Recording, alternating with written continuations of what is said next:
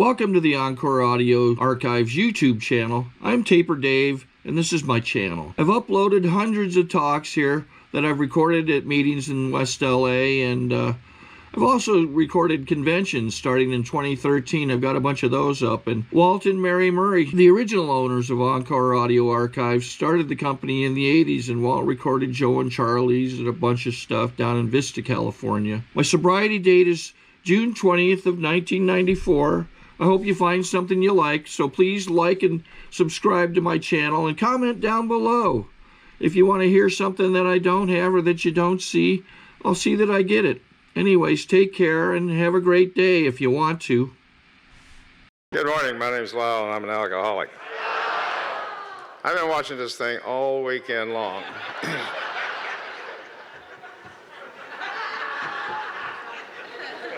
I thought I'd have fun with it. For the people that will hear this and not be able to see, it's a remote control microphone that goes up and down depending on the height of the speaker. And they're pretty good with it. Anyway, it's good to be here, and I want to thank everybody. My deepest heartfelt thanks to the committee members, the volunteers that put this together. This is an incredible conference, just an incredible conference, and certainly a very, very large one. Speakers, we just get on an airplane, come here and talk and go home. And the rest of you guys spend a whole year putting this together. And I'm very aware that I've participated in some of this, and nothing this large, but I know the work that goes into it, so thank you for that. Special thanks to Larcene. I have been with her a number of times over the years, not in the biblical sense, Butch.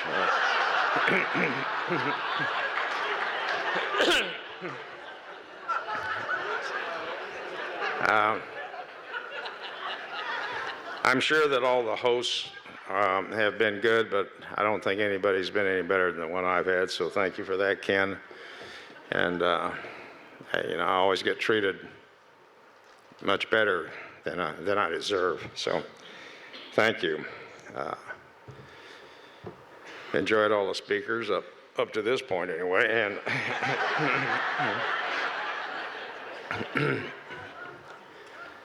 I had never met or heard Diana before, or any of the others except Bo and Shirley, and we go back a long ways as well.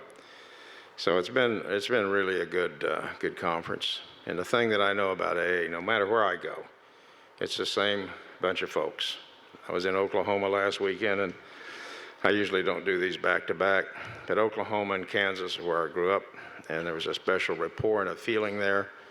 I'll be in Texas shortly, and the same thing happens there. But no matter where I go, California, Canada, wherever it is, I know the people that are there.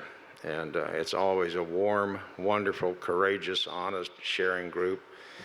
And I am so privileged to be part of that. And I can tell you that I didn't always feel that way. For the newcomers here, I saw the countdown. For the newcomers here, I can only imagine, well, I can't imagine, I know what goes through your minds, and as you watch all of this and you listen to some of this, we all know, because we were all right where you are at one point in time. And I think it's the only reason I agree to do these things, walk to the podium, is I remember how important it was for me as a newcomer to see firsthand, up close, living evidence that this stuff that they were telling me really worked, this 12-step stuff. I needed to see the people, hear the stories, and know that this worked. It worked when I left treatment. It worked when I walked out of an AA meeting. And the people that were here for me and told the stories and let me be part of that and see that were the ones that gave me hope. And without that, I don't think I'd be here. I mentioned that I didn't come here very easily. I was sentenced to a year in AA in 1975 as a result of a DWI. A DWI in Minnesota in 1975 wasn't a big deal. He paid a fine, pled to careless driving, and off I went. But I probably drew the only judge that was a member of AA. And so I had to go to AA for a year. I almost passed that up. I almost said, oh, just give me the DWI. And I can tell you that I don't think there's anybody in this room that hated AA more than I did, or loathed the people in it. You know, I knew this was a cult. And any minute they were going to break out the snakes and start talking in unknown tongues. And I'd get home from one of those meetings and I'd tell Barbara, that's the most effed up bunch of people I've ever seen. For Christ's sake, let's have a drink.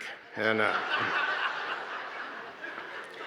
took another 15 years before I actually got here. And I heard the same things being said, different people, different furniture, different rooms, same things. And all of a sudden, I understood. And it fit, and it belonged. And so I believed and I bought into it. My sobriety date is March the 8th of 1990. And we're supposed to talk in a general way, what we were like, what happened, what we're like now. And I usually mix the order up and start with what happened. I used to say what it was like, and I didn't think it was a big deal. Still don't really, I know some people do. And I got a very cryptic email from some guy in Southwest Georgia that identified himself as an old-timer. He says, I'm listening to one of your CDs with some newcomers and you're misquoting the big book. And I thought, what's he talking about? I don't quote the big book to begin with. Some people have that gift.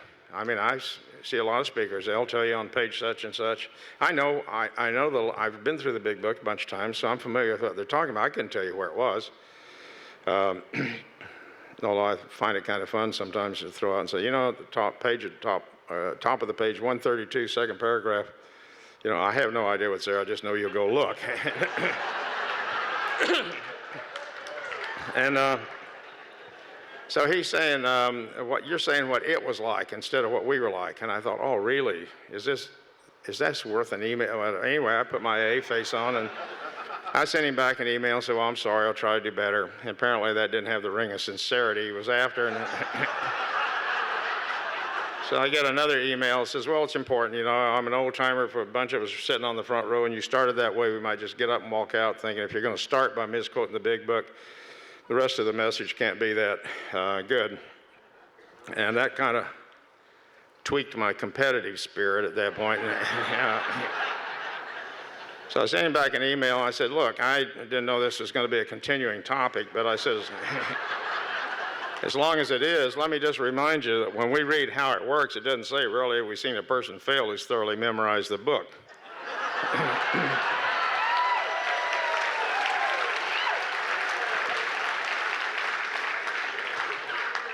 And that stopped the emails. But you know, AA has its own way of working things out. About 3 years later, I go down there for a Flint River roundup, and he's my host. So,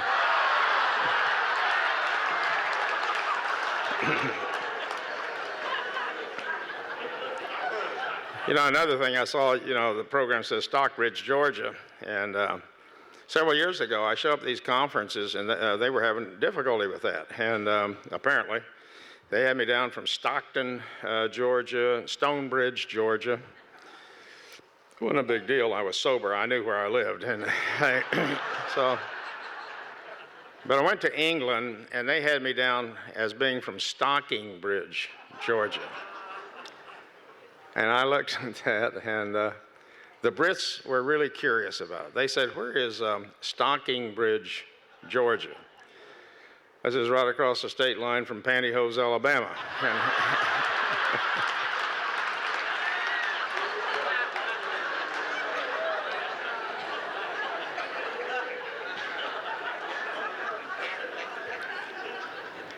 Bo mentioned our laughter, and it was mentioned another time or two. And I am always acutely aware of what a gift that is. I have never seen anyone come to AAA that was laughing or smiling. We don't come in here on a winning streak.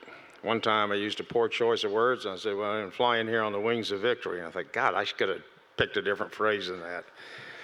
You'll understand why here shortly. Yeah. But being able to laugh really laugh in a whole, healthy, healing way is such a gift. I didn't think I would ever laugh again. I didn't think I'd ever even smile. I remember a day in prison just trying to conjure up a mental image of someday having a good day when I could smile. I didn't expect to experience it right then. I just wanted a picture, and I couldn't get there. And today I laugh more than I ever have.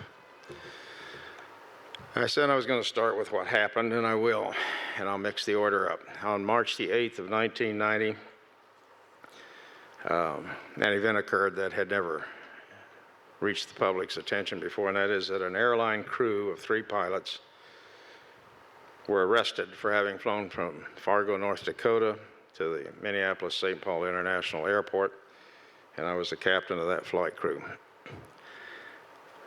I became the first airline pilot in American aviation history to be arrested, tried, convicted, sentenced, and sent to federal prison for having flown a commercial airliner under the influence of alcohol.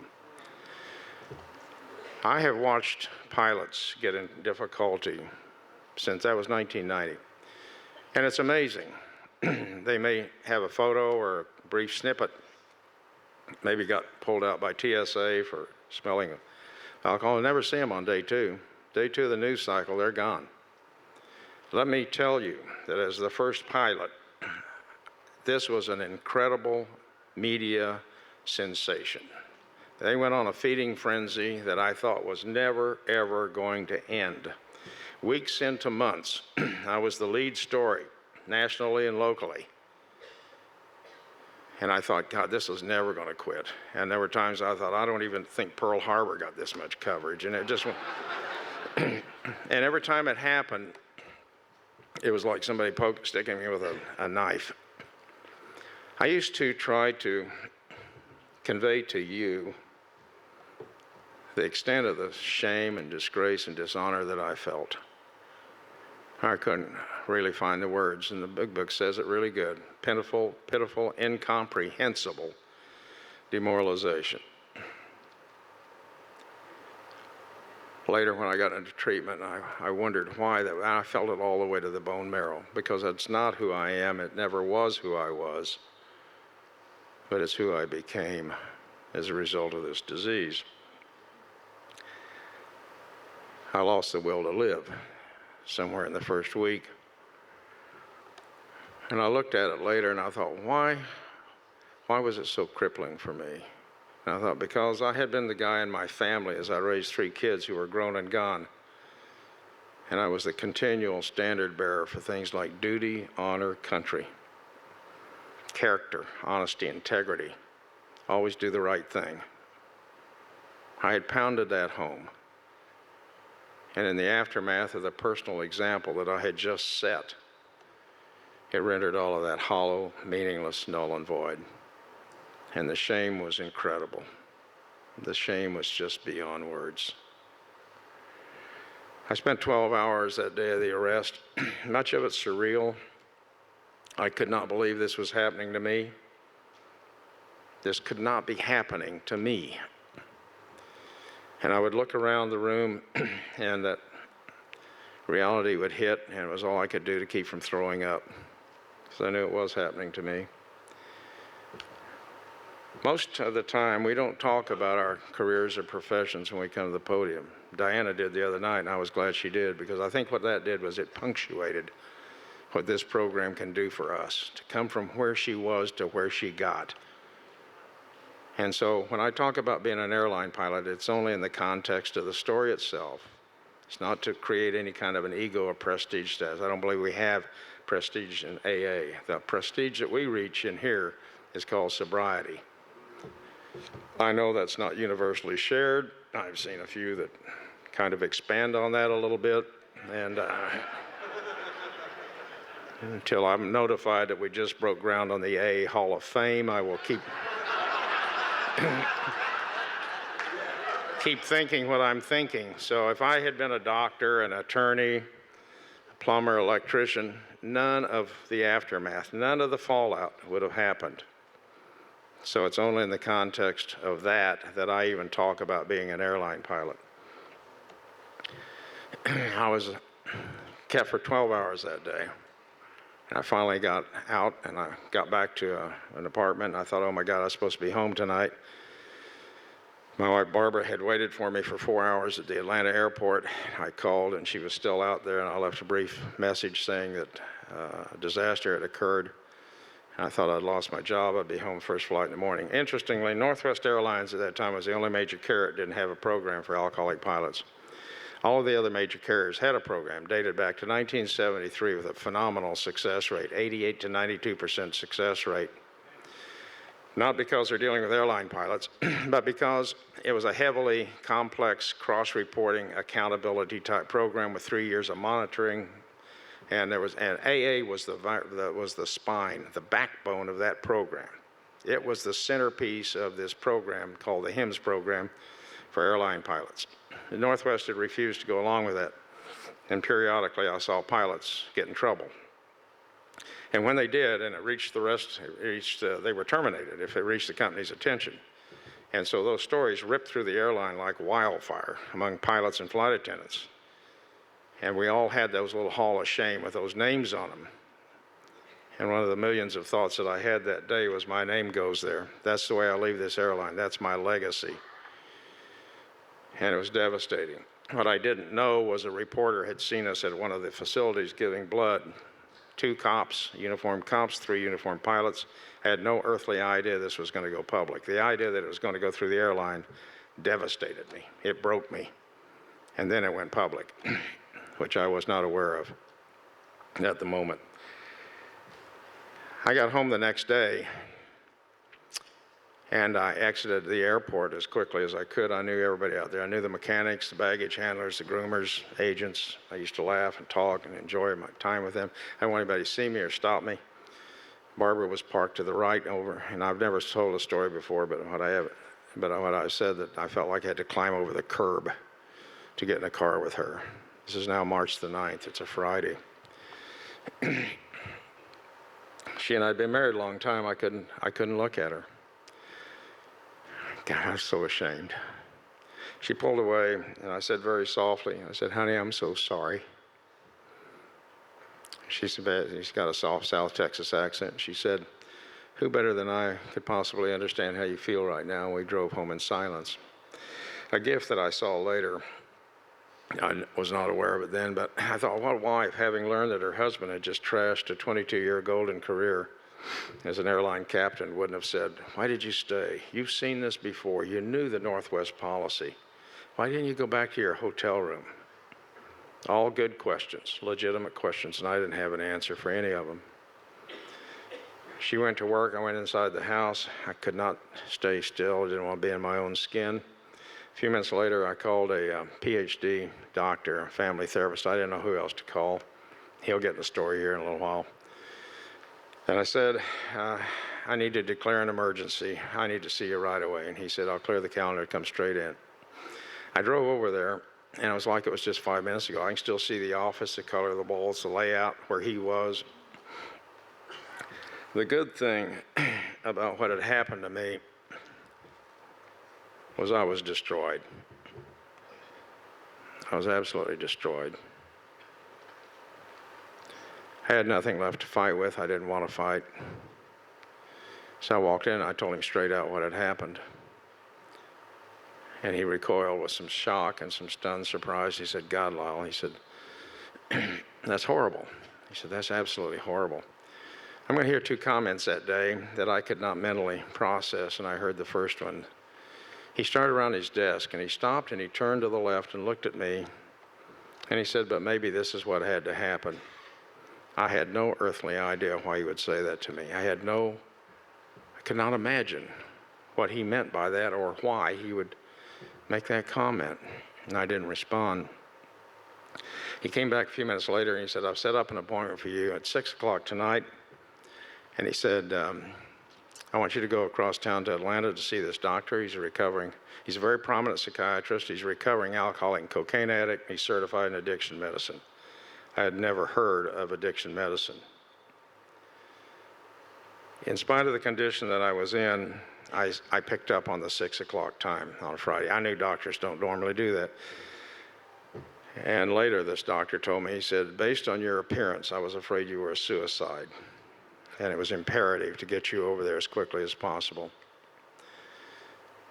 I don't know what he saw, but I was starting to have some dark thoughts. So we drove over there. I hadn't had anything to eat or drink for 2 days, and I have absolutely no memory of that meeting. It's just like an alcoholic blackout. I don't know why, but it is. And I've had a lot of blackouts. And I went in there. Whatever it was he asked me, I told him as honestly as I could. At some point, he looked at me and said, "Lyle, you're an alcoholic, and you need to get into treatment tonight." And I remember not having a reaction to that. And why that was significant is because I've hated alcoholics my entire life. My parents were alcoholics, both of them. They died from this. I saw what happened in the family. I saw what happened in the native community where I grew up. I saw the drunks and the alcoholics around town, around the areas that I flew with. San Francisco, Los Angeles. I'd be going someplace on a layover. They're in the alleyways. They're in the doorways. They're passed out on the park grass, laying on benches. Those are alcoholics. I'm not an alcoholic. I'm not like that. But I've hated the alcoholism. I swore I'd never be an alcoholic after I saw what it did to my family. And somehow in the 24 hours since the arrest, everything got connected down here. I don't know why or how, but I knew. I knew it was exactly what he told me I was, and I had no internal reaction. I said, "I thought you'd probably tell me that, and I'm okay with it, but I just got home tonight." I said, "Please let me go home." I said, "Let Barbara hang on to me and let my mind uncoil. Let me just absorb what's happened to me, and then I'll go into treatment." He said, "You need to go into treatment tonight." And I took a breath and I looked at him. I said, "Okay." So we drove back across Atlanta to this treatment center. It was 2.5 miles from the airport. I had no idea it was there. I had no reason to know anything about it. And we made the final turn, and the headlights swept a sign that was on the corner. That sign is still there, but it's a different sign now. It said Anchor Hospital, a hospital for alcoholism and other chemical dependencies, and I hit the brakes and stopped. The lights on the sign right in front of me. And it was like somebody had just hammered me right in the guts. And I thought, my God Almighty, my life ends tonight in a treatment center for alcoholics. And I'm thinking, what happened? It's over. This is where I end up. And I had a little brief mini flashback, microseconds probably, of my past life, the things that I had achieved and accomplished against the odds mostly. These were my trophy moments. These were things that allowed me to be who I was and to feel good about it. And suddenly they vanished, and I wasn't sure they'd ever even actually existed at that moment. I sat there with no self-worth. My value as a human being was zero. Sometime later, I read a summarizing paragraph written by one of the doctors at the treatment center, and it said at the end of a long report, and it said, "Given the history and background of this man, it was unlikely to believe he would ever be a productive member of society." And I remember kind of flinching at that. And I thought, well, I was the one that gave him all the information. So we started down the hill into the treatment center, this place that was so forbidding. And for the first time that day, it occurred to me, this is March the 9th. This is my 27th wedding anniversary. And I said to Barbara, "Hell of a way to spend an anniversary, huh?" And then I heard the second comment that night that I couldn't fathom. Very softly, she said, "Might be the best one we ever had." And I didn't respond, and I thought, who could think that right now?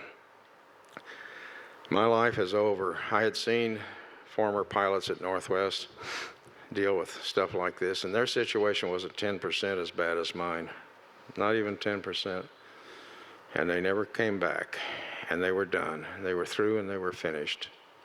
And I knew I was too. I knew there was no coming back from this. I was grateful that Barbara wasn't hysterically crying. But I could not imagine how anybody could manufacture a thought like that when my life had completely come to an end. I like to kind of break this up a little bit and tell you that a few years ago, March the 9th rolled around. It was a gorgeous Georgia morning, about 9 in the morning. And up the driveway comes one of my sponsees. And I said, what are you doing here? And he said, it's March the 9th. He said, I've heard your story. It's your anniversary. I just thought I'd surprise you and Barbara and come by and wish you a happy anniversary. I said, well, come on in. So Barbara had coffee going and conversations light and lively. And this guy says, well, what's the secret for having stayed married so long? I didn't get a chance to really respond. And Barbara said, I think it's mostly due to the fact that I could never stand to admit I made a mistake.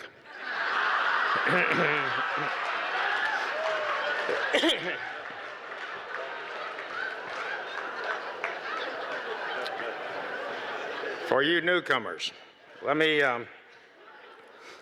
share something with you. You will be told, and it's true, that this is an ego-deflating program. What nobody tells you is you do not have to share that with your wife or your significant other. And Barbara loves that part of the program. She jumps into it with great relish. A couple of years ago, I was speaking at Whitworth Women's Prison. I've been there several times, and it's about a 3-hour drive. And I'm there, and it's I can tell you that the gals in the women's prison, and some of you may have been there, I don't know, don't look like the ones that I'm looking at right now. These are pretty hardcore, tough-looking gals. They're all in oversized khaki scrubs. There's not an ounce of makeup in the 25 or 30 of them that are there. Hair's going every which way, tattoos, body piercings. And I just start to get into the story, and one of them off to my right here yells out, "You're hot."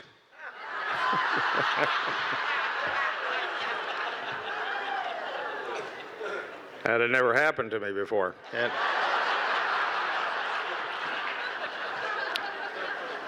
so it stopped me, and as I'm trying to kind of regroup, 2 or 3 more of them over here yell out, "Yeah, you're hot."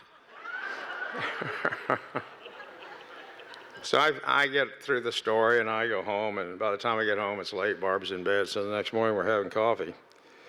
And I'm thinking, she should probably be aware of this, and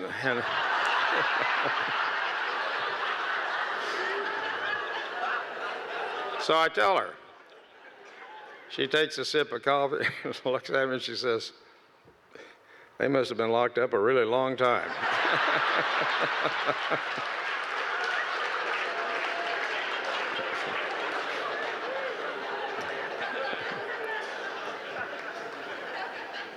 A few years ago, we're backing out of the driveway. She doesn't have her seatbelt on. I said, "Put your seatbelt on." She gives me one of those "you're not the boss of me" looks, and we back out, and before I said, "Put your seatbelt on." I said, "I don't want to lose you." She said, "What makes you think you can? You've done everything possible."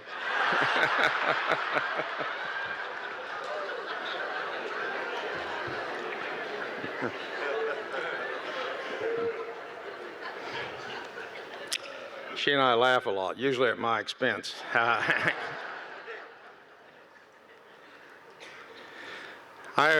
was born in Wichita, Kansas, September 29th, 1938. So I got a few more days, and I turn 80. And I don't.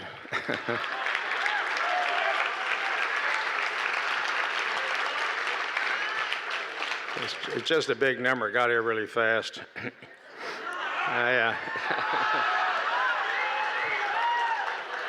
That was a guy that just yelled out, "You're hot." I wasn't in prison that long.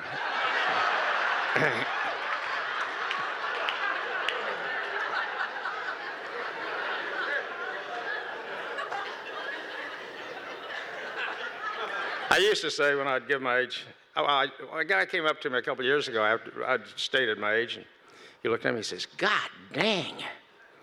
He said, "You must have drank some really good stuff." I used to say I still got all my own parts and they all work. And no, I got to say most of the time. And I suppose in the next few years it'll be some of the time. So, I grew up in a World War II housing project on the southeast edge of Wichita, Kansas. It was very diverse. It was an economically depressed area. It was temporary housing, wasn't supposed to last beyond World War II. It's still there.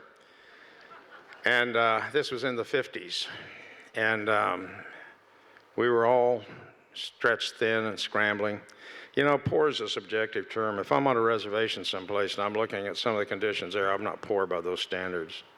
But we never had anything. Everything we had was bent, broken, patched, taped, wired, you know, third rate. But those are the happiest memories of my childhood. We were all the same. And it was before the days of drive-by shootings. We didn't have any gangs in that area. It was a very diverse area, blacks, whites, Hispanics, a small Native American segment. I was part of the Native American segment. I have a number of things, several things in my ethnicity, but the two parts that really seem to love to go to the bar with me are the Irish and Comanche parts.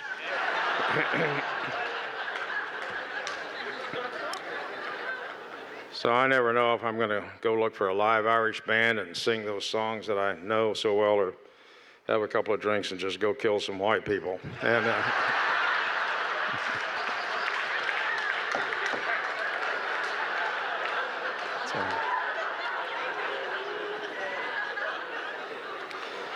I grew up in my native culture. It's a strong part of my identification.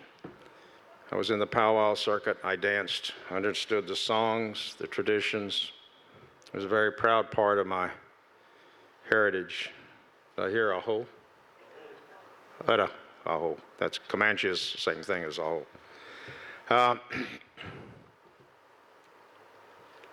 Everything that I always tried to do, I tried to do and leave with a layer of dignity and pride on it.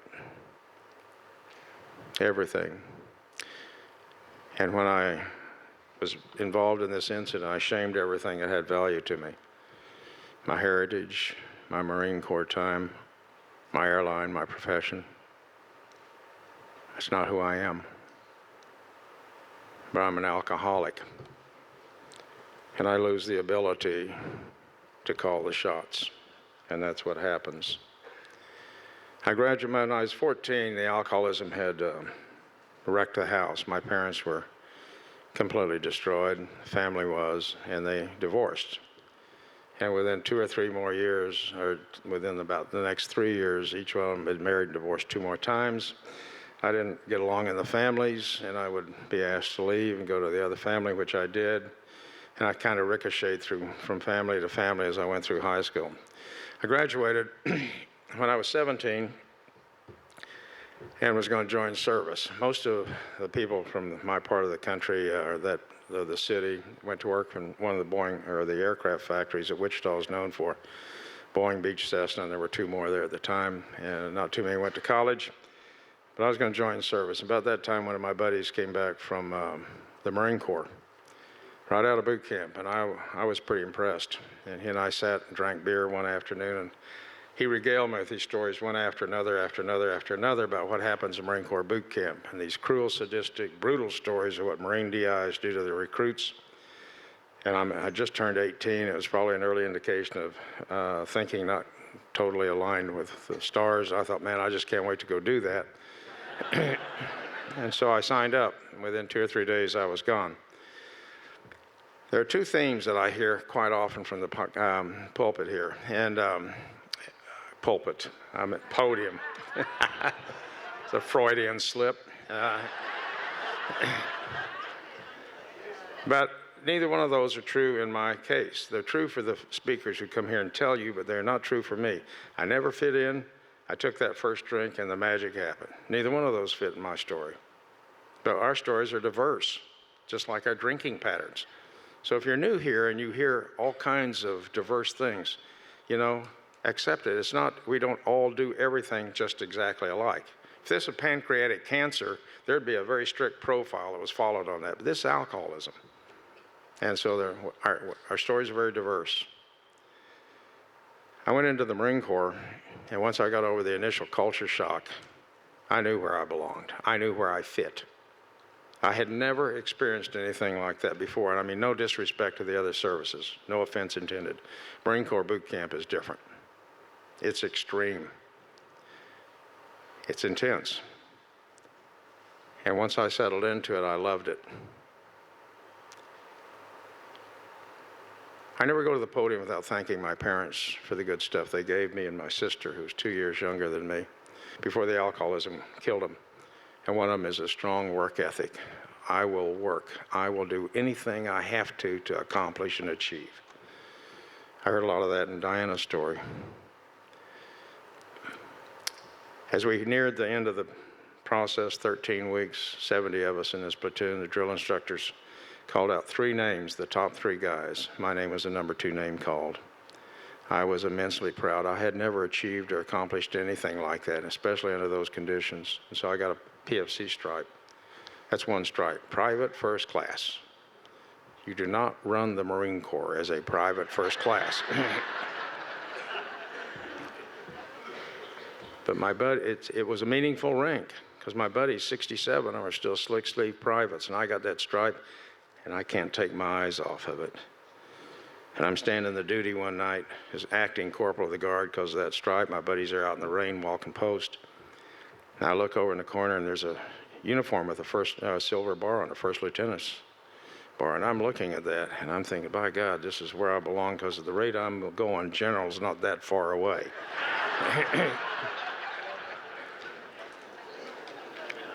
I stayed in the Marine Corps, and I excelled. I always excelled. And you're not going to hear a big drunk-a-log tonight. I don't have time. I've got a timer up here. I'm watching it for the purposes of you guys and the taper. And in the 2 hours and 20 minutes left, I do not have time. I don't have time for a big drunk-a-log. Let me tell you this. I drank like everybody that comes up here and talks about it drank, with very small variations, very small variations. The one thing that happened to me that initially got to me was once I started, I don't seem to be able to stop. I had blackouts, a lot of blackouts. I lost cars. I got in fights. I woke up in places I didn't know where I was or how I got there. I had 2 DWIs. They were separated by about 5 years, and I was convinced both of those were just coincidental, could happen to anybody. That was my mantra. That could happen to anyone. Until I get in treatment and I do this first step look back, and I've got 2 pages of events, and I thought, well, each of those could happen to anybody. They can't happen to all one person, though. That's I got a good Indian buddy, and I've listened to his story a number of times, and he said he was in court for his 6th DWI before he learned that that did not stand for drinking with Indians.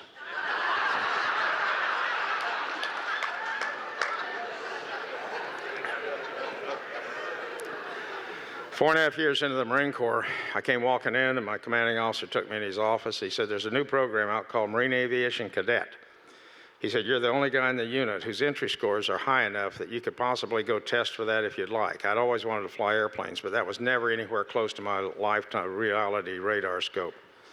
Pilots that I was familiar with had to have college, and they came from good sections of Wichita. They didn't come from Plainview. They didn't come out of the Native American segment. They didn't come out of an alcoholic home, and they didn't have a high school education. But he's offering me this opportunity to go test. I went and tested, and I passed. He then says to me, some things that you need to know about. This is an 18-month program. It is rapidly, intensely paced, and roughly on average, half don't make it. And you're coming in the back door as an enlisted Marine who's taken a test. 99% of the other people in this program come in from the street civilian side. They've got to have 2 years college minimum to come into this program. And so I knew that I was in the probability into the 50% that weren't going to make it because I had a marginal high school education. And I said, I want to try. I went home to Wichita. They were having a powwow. This Kiowa family that I had grown up with called for a special for me, honoring me because I'm going to Pensacola the next day. I went out and led the dance around the arena. And I drove to Pensacola the next day. And that dance really impacted me because I thought, there's no way I can come back to this Native community as a failure. I cannot come back here before the 18 months are up and tell them I'm back because I didn't make it. because none of them have the opportunity that's been given to me. I cannot come back as a failure. And I was driven with that for those 18 months.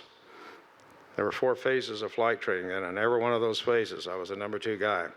And I never got cocky, never got comfortable, never got complacent. I'm watching my buddies wash out weekly, sometimes daily, and every time one of them walks away from me, I think that will be me before this is over. They want to fly as badly as I do, but for whatever reason, they're not. And so I was driven with that. I never settled down. I just continually pressed hard and worked hard. The final 6 months, I went to Beeville, Texas, leaving Florida area. 6 months of advanced jet flight training. And if I could just do that, I was going to get those wings. And the night I got in there, I was drunk with a bunch of my buddies, and I met Barbara. She wouldn't have anything to do with me because I was drunk. They went after my buddies, went after this car she was in. She wasn't talking to anybody. I stood back and drank, and I was watching. I couldn't see her real well. Then I'm rehearsing some good stuff, I think, and it was really good. It was above my average, and so I start walking up to the car, and I was really cocky. I thought, man, she may just take her clothes off sitting there. I got some good stuff to spring. And she turned, she looked at me, and everything left. And now I'm standing there awkward. And I saw brown eyes, and I hadn't been practicing talking. And I said, I commented about her eyes, but it came out like, she got some brown eyes. Surprised me, surprised her. And she looked at me like I just peed on the side of her car, and I turned around and walked away. I thought, that's it, I'm not going back. A little while later, she gets out to go in, and I can see her. And she gets out, I remember, she had turquoise shorts on, she had a cute little butt, she had pretty legs, and I'm watching all of this. I'm going, God darn, she's pretty up front too. She's with brown eyes, and she's walking in. And I had an AA thought, but I didn't know it was an AA thought. It was just a thought I had, and then later, 29 years later, I recognized the thought, because she's going in there, and I'm going, God darn, I want what she has, and I'm willing to go to any length to get it.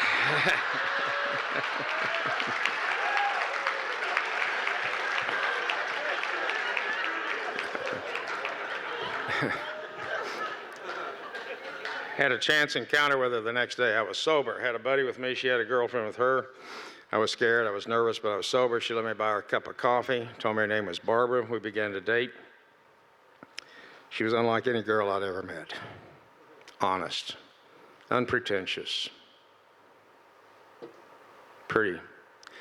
And on February 25th, 1963, her 20th birthday, she pinned a set of wings just like the ones on my lapel right over my heart. She put 2 gold bars on my shoulders. I'm now a commissioned Marine Corps officer. It's a long way from 4.5 years earlier when I walked in as a barely 18-year-old Marine private, fighter pilot. Got a career ahead of me, and I've got a good-looking girl.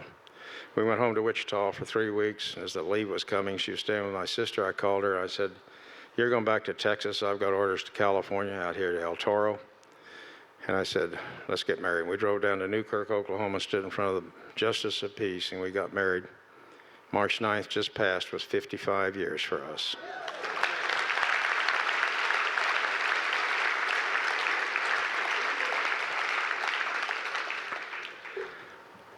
I had an outstanding military resume. I'm drinking. My drinking is picking up. It's progressing. But I'm always in a place where it's hard to pull me out of the crowd at this point in time. First, I was a young Marine, supposed to be a hard, tough guy, play hard, party hard. Next, I'm a fighter pilot, same thing there. Then I'm an airline pilot, same thing there. Eventually, I pull away from the crowd, but it takes a little while. But I'm always surrounded by people who drink hard and drink a lot. I finally, I came back from Vietnam. I had a lot of missions. I had some personal decorations. I'd put in for a regular commission. Those are very competitive. And I knew when I filled out the paperwork that the Marine Corps did not give regular commissions to officers unless they had substantial college, preferably a degree. And I got a regular commission with no college. And I looked at that and I thought, that's what I'm supposed to do. That's what I expect of me. That's what others expect of me. They do not expect me to go into a bar in Fargo, North Dakota and become the biggest pariah in all of American commercial aviation history. I did more damage to the airline and the airline pilot profession than any pilot before or since has ever done. The late night comics got involved. And that was extra dosage of salt in my wounds. I'm in a treatment center, and I'm watching audiences laugh at Jay Leno. I made his monologue for a long time. Jay Leno called me in June of '96 and apologized to me. I'm one of those guys that if I'm on your mailing list and you want to send me jokes about Tiger Woods, I ask you to take me off. Not because I'm a goody two-shoes, but because I know how that feels. I know how it feels for his wife and his kids and his family. And I don't want to participate. You go ahead and laugh if you want to. It's your business. But don't send it to me, please. I got out of the Marine Corps finally. I spent another 2.5 years in and finally got out because the family separation was going to be too much. We went to El Toro. Barbara was instantly pregnant, which I thought was part of my duty as a Marine. And we had 2 little boys within less than a year apart, and I finally decided to get out. 3 weeks later, I was in class at Northwest Airlines. Barbara had wanted a little daughter, and we decided to adopt. We had 2 boys that were biological kids, and it was a tough sell, but we pushed hard, and we get this beautiful little girl. Comes to our house, a little Chippewa Indian girl, and she was 17 days old, and she became the center of my universe. My drinking is continuing to progress. One of the good things about my amends is that I never beat my wife or abused my kids. But they were involved in the alcoholism that is in a home, and that's damaging. I came up with tests to see if I was an alcoholic. Most normal drinkers don't feel compelled to devise tests.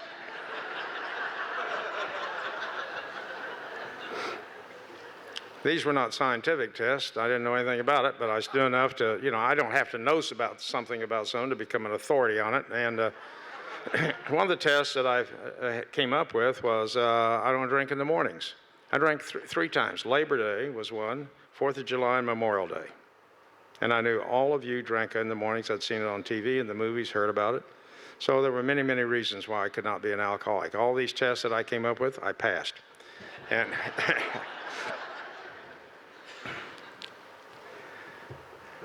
I thought I was having a good career.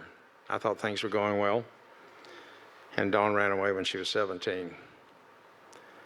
And I didn't handle that very well. I'd put off being a captain for 2 years because I wanted to be home with my girl until she graduated high school and went to college. I was so happy and proud that I could send my kids to college.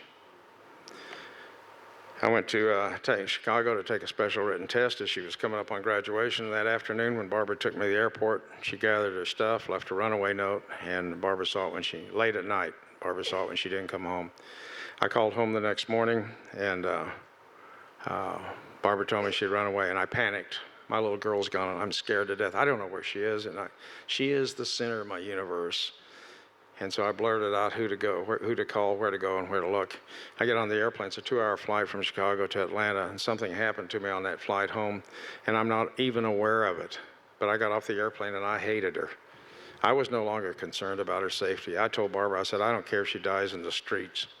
She will never come back to my home, and I never want her name ever mentioned again in my presence for the rest of my life.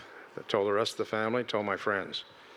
Within 2 days, there was no physical trace of evidence that she'd ever been in my house. Everything she'd ever owned or touched was gone to Goodwill.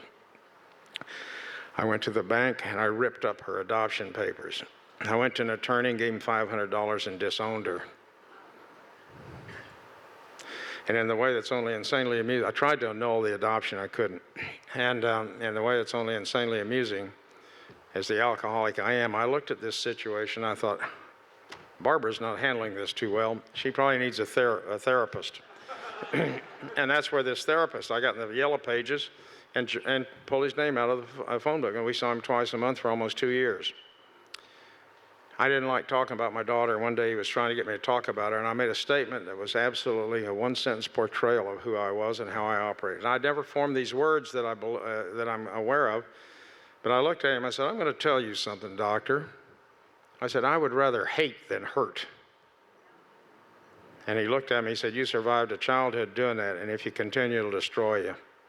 I get into treatment and I saw that. I have always, from the time I was small, found that anger was my friend. As a man, I don't like hurt. That's not a manly feeling. So I get angry, and when I get angry, the walls come up and the pain doesn't come through. I don't experience hurt. I experience anger. And Barbara paid a price for that. That was one of the first amends I made. The alcohol quit working for me at that point. I didn't want to go out with the crews anymore. I knew wherever liquor store was and every town we flew into, how long it took me to change clothes, get up there, get a quart of booze, and get back. And I did it. And I would come back, I would lock the door, turn on the TV, I wouldn't answer the phone if a crew member called, I wouldn't go to the door if they knocked. I sat in there and I drank that quart of booze, and I can put it down pretty quick. But I could never get that feeling of relief again, that golden glow that I'm aware of even as I stand here. That reason we drink, that change in feeling, that it's okay, I don't care, it's all right, let me have some more. It never came again. I never recaptured that again. Because from that moment on, every time I drank, it was like I had a fire in my belly and I'm throwing gas on it. And the minute the drink hits, up comes the hatred, the bitterness, the self-pity, the martyrdom, this long list of things that I had done for this little girl that nobody else could have done or would have done, and look how I got repaid. And at the end of the bottle, by the time I get to the end of the bottle, I'm emotionally wasted and exhausted. I'm tired. And the next night, I'll repeat it again and again and again, over and over and over. That's where we are. That's where we were when the arrest took place. I'm not an alcoholic because Dawn ran away. It just accelerated my drinking. That's where I went for my source of comfort, and I never found it. But I never quit trying. I get into treatment. I don't want anybody to know who I am or anything about me. It's a week before anybody knows the color of my eyes. About day 2 of treatment, up comes the media. It's all over. Everybody knows. I go into a week from the day I went into treatment. They announced on TV. There were 2 TVs. I wouldn't go near either one of them. That Northwest Airlines had terminated me, as they should have. The FAA had issued an emergency revocation of all my flight certificates, as they should have. And I'd lost my FAA medical as a result of alcoholism. So it was all gone. It was all fair. I'm a hardcore believer in acceptance of responsibility and being accountable. When you do what you did, you get what you got. And it was all fair. The tragedy of this disease is Barbara suffered. My kids suffered. My friends, my family, everybody that cared anything about me suffered. And that's not fair. I deserve it. They don't. I went into treatment. I went into a room one day for therapy, group therapy, and they closed the door, 8 or 10 of us. And I began to talk about my daughter, and I didn't have the anger, and I broke down and cried. I don't cry. I didn't cry at my parents' funerals, but I didn't have that wall of anger, and I cried and I sobbed about my little girl. My heart was broken, and I didn't hide it, and I didn't run from it, and I felt so ashamed and so naked. I look back later, I thought that's one of the greatest breakthroughs I ever had in treatment. The beginning of recapturing the feelings that I had when I came out of the womb, and the honest acknowledgement of those feelings. I wrote to Barbara and said, let's put the family back together again. There were no visitors, no phone calls. The staff said, this is such an impossible breakthrough for you, we'll give you a day room. A week or so later, I walked into this day room. The 2 doctors heard about it and said, could we please come see this? And I walked in and they were off to the left. I saw my girl for the first time in 2 years, and she was smaller than I remembered. My 2 sons were there. Barbara was there. I walked over and I put my arms around my little girl and told her how much I loved her instead of how much I hated her. She had been very aware of my feelings. In her arms was a 5-month-old granddaughter. My daughter got married and I didn't even know her last name. I wish I could tell you it's been wonderful since then. It will have been 38 years, September the 21st, since she ran away. And her life is a mess. Not as a result of alcohol or drugs that I'm familiar with, that I know about, but just a mess. Bad decisions, bad decisions. And her life's just in the crapper. But I have a program here called Alcoholics Anonymous. I learned how to accept the things I cannot change. I will always be sad, brokenhearted, and disappointed that my little girl's life turned out the way it has.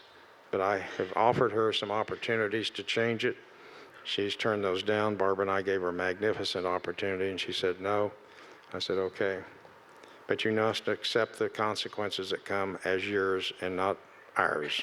They belong to you, not us. And we've held by that. I got out of treatment. I bought into this thing. I bought into this. I worked as hard in treatment to get sober with the 12 steps as I had to get my wings. I'm immediately in a 3-week public trial. Everywhere I go, reporters sticking cameras in my face and microphones. I had an advantage over the other two guys because I'm an alcoholic. And I can go to a meeting at night if I'm not tied up in other things. And I walk in and they recognize me because I'm all over TV. But I would sit in your midst and I wouldn't share. But I would hear you and I would be with you and I would take that energy to the courtroom the next day. Indescribable in there as they paint and portray me as the most worthless piece of crap on the face of the planet. It's picked up by all the media, by the tabloids, by the late night comics. I can't respond. Sometimes I look across the courtroom and Barbara would be over there and she would look at me and she would mouth the words, "I love you." And I would nod. I'd nod and I'd be okay. We drew the toughest judge in the Minnesota Federal District. I never got a break anywhere along the way. There were like 2 or 3 places where it could go left or go right, and never once ever did it go the way I wanted it to go. I didn't have much sobriety, but I had enough, and I had worked hard. I had really worked hard at this. And I had an amazing story with an attorney I don't have time for. And I said, I'll be found guilty. I wanted to plead guilty, and he talked me out of it for reasons that made sense. And I said, I'll be found guilty, and when I am, it's okay. I'm the captain. Everything comes to me first. The jury, 3-week trial. Jury goes out. Jury comes back in quickly. I knew what that probably meant. I stand up, guilty, and I see him flinch. He's off to my right, and I reached over and patted him. I said, it's okay. It's okay, Peter. It's all right. We go back. This was a very quick thing. I was arrested in March. I'm in a courtroom in July. I'm in prison by December. We go back in for the sentencing. Sentencing guidelines, 12 to 18 months. I know I'm going to get 18 months because I'm the captain. I was in treatment with the federal judge. He said, you need to understand something. The sentencing is a charade. When we come in there, no matter who says what, that sentence is set. As judges, we never change from the bench. Other judges have corroborated that and said it's so. Well, a day and a half before sentencing, my attorney calls me. He said, I've got some bad news. And I thought, you never call me and say you got good news. He said, the judge has just notified the other 2 attorneys and the media. He's going to go up the sentencing guidelines. He can go all the way to 15 years. I left out the part in treatment about the 6 legal crises that they were having to come talk to me about. Every one of them worse than the others. And my struggle for acceptance. And my counselor telling me, every time this gets worse, you'll have to rise to a new level of acceptance. And I didn't know if I could do that. These were paralyzing things. The only time I thought I'd be locked up was as a POW in Vietnam if I was shot down. And they're talking to me about not only jail time now, penitentiary time, prison time. It's mandatory. I know I'm going. I go back for the sentencing about a month later, and the judge starts lecturing about what's going to happen and why. I stood up when he asked me if I had anything to say. I didn't know what I was going to say. I was so scared. Talked about being grateful to be sober. I was grateful for what happened to my family. I'd always accepted responsibility for this from day one. I had never made an excuse for it. I couldn't change anything that had happened. He blew everybody away by sentencing me to 16 months in federal prison, 2 months less under the guidelines. Everybody, there was a gasp. Nobody could believe that. Then he did something. I had given my personal effects to Barbara, and I said, I don't think I'll be coming back. He'll have us led away for the TV cameras. But he said, this is a very complex law. This has never been used before, and it was not designed for pilots. There will be appeals. I'll let you 3 men remain free until your appeals are done. The other 2 went for it. I said, no, I'll go to prison now. Because I learned in here that I deal with life on life's terms. I could stay out for another year, maybe a year and a half. But eventually, I'm going to go. And I remembered something from high school, and I don't even know why I remembered it. But it was a saying. Somebody told me later it came from Shakespeare, that a coward dies 1,000 deaths, a brave man only one. And I'm not going to die 1,000 more deaths. I'm going to do this and get it over with. And I told my kids, I said, I'm terrified of going into prison. But I can't go out, can't come out the back door till I walk in the front. And I remembered something else that I'd learned in the Marine Corps. It says, courage is not the absence of fear, it's the ability to continue in the face of it. And my job is to walk in the front door. And I did so. 34 years to the day that I'd entered Marine Boot Camp on December the 5th of 1990, I became inmate 04478-041. I spent 424 days in the prison system. I don't talk about prison experiences. The audiences love those stories, but they have nothing to do with my recovery. My recovery has everything to do with how I dealt with prison and the people and the situations and experiences I encountered in there. Excuse me. I said one time I had 424 days in there. 424 days. I thought you were waving at me. 424 days. The guy came up to me afterwards. He said, 424 days. He goes, he said, that's nothing. He said, I was out there 18 years. I just looked at him and I said, well, you win.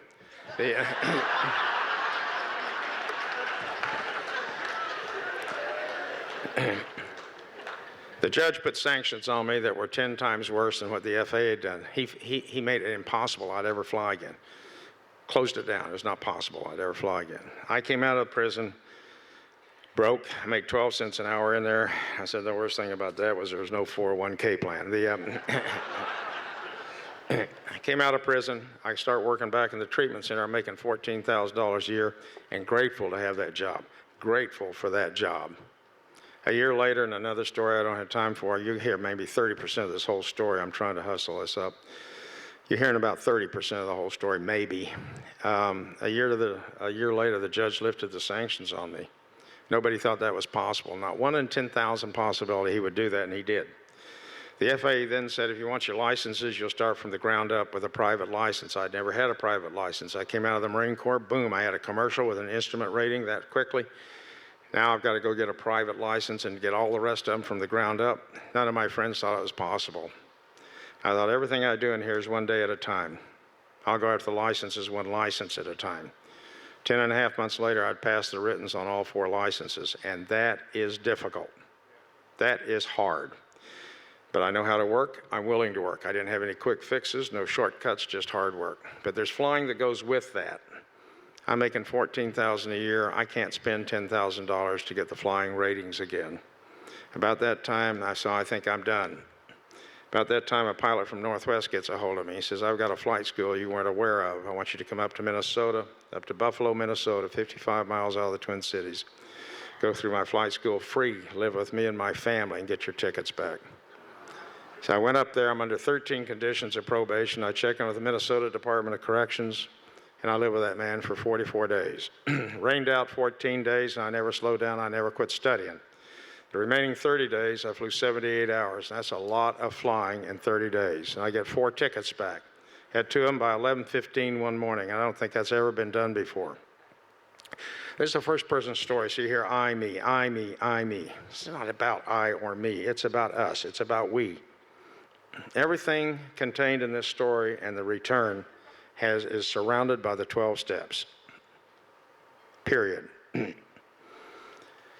When I'm not flying there, I'm in an AA meeting at night, because that's where I belong. I came home, I had these ratings, and I thought I'll never fly again on American soil. Everybody knows my name, and they know about the Northwest Flight 650 incident. A month later, the licenses actually physically arrived in the mail, and within an hour, I get a phone call from the head of the pilot union at Northwest. A grievance had been automatically filed because it was termination. I had never activated the grievance because I said they were fair and justified in terminating me. This guy says to me, this is the best phone call I've ever made, because he said 3 hours ago, John Dasberg, President and CEO of Northwest Airlines, made a decision to bring you back to full flight status at Northwest.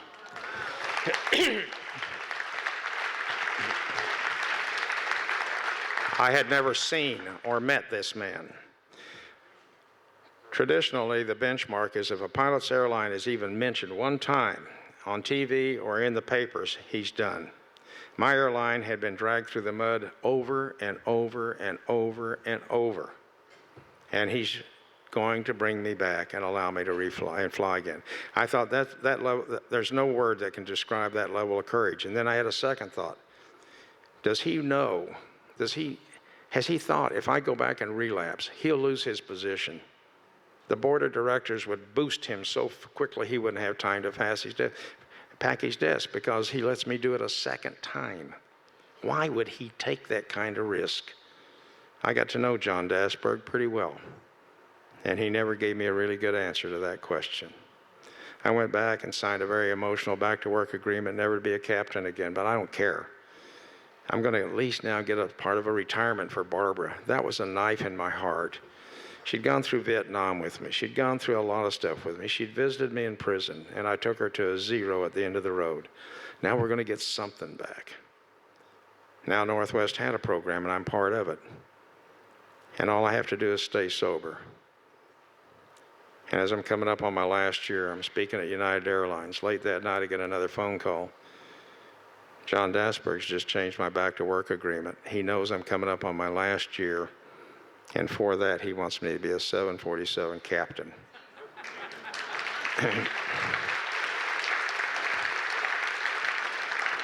I laid there for the longest time. It was very dark in the hotel room. Barbara was with me, and I laid there for the longest time, and I could see God looking down at me, grinning and winking, and thinking, every time you think I've used up my miracles, I'll show you one more. And I thought, man, I can't wait for the last one.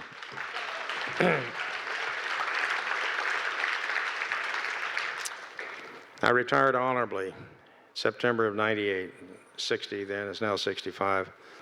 And I knew I'd done a good job. When I went back there, my goal was to be the best employee John Dasberg had. I always had a good reputation as a pilot. That was never an issue. But now I want to be the best employee John Dasberg ever had. Never wanted him to have an ounce of regret ever for bringing me back. And I knew I'd done a good job. About 2 days after I retired, I get a phone call from my attorney. Judge Rosenbaum is now chief judge of the Minnesota Federal District, just called him. And he says, in 16 years on the federal bench, he said, I've never supported a petition for pardon, but I'll support Lyle's if he wants to make the attempt. I had never considered such a thing, never thought of such a thing. The judge writes a 3-page affidavit that is so chokingly powerful that if I had to stand here and read it to you, I'd tear up by the time I got to page 3. This is a document from the man who tried me for 3 weeks, sentenced me, and sent me to prison. It's phenomenal. 2 years later, I came walking in, and I just received a presidential pardon.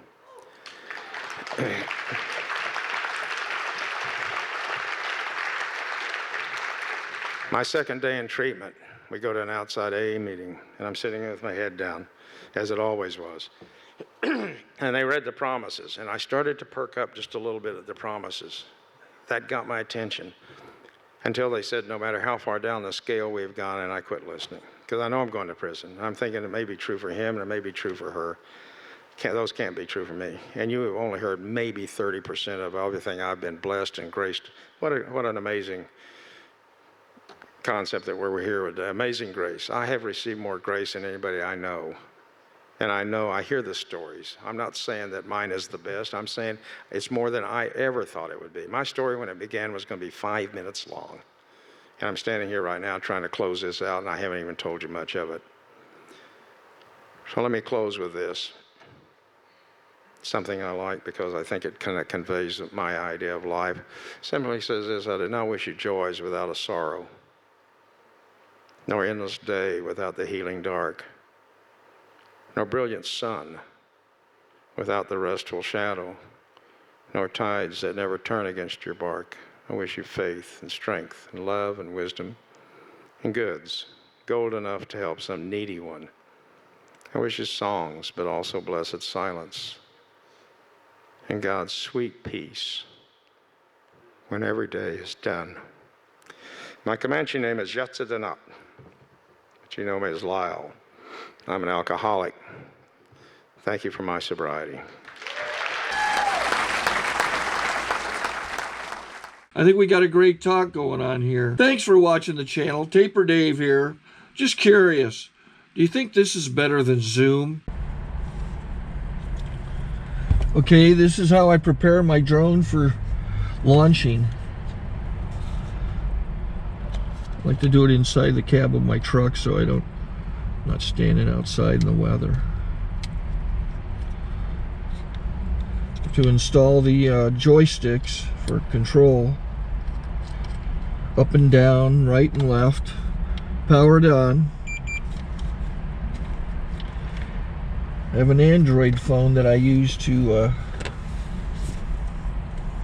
connect it to the drone with. And it's actually controlled through the iPhone, through an app. Oops, wrong way. It's actually controlled through the iPhone, or through this Android phone, through the app. It's actually controlled through the Android phone, through an app, and you connect it through this short connection right here.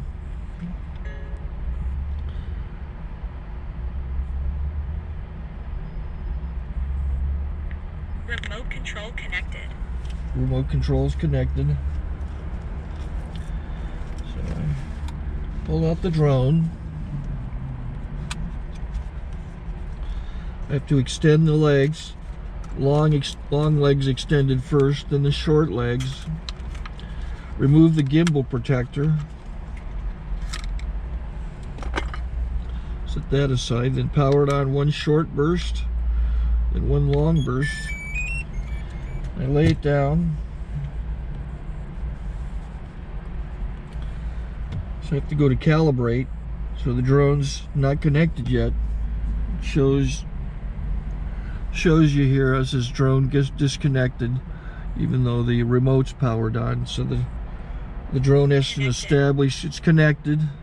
So I go into the app to calibration mode. First I'll calibrate the remote controller.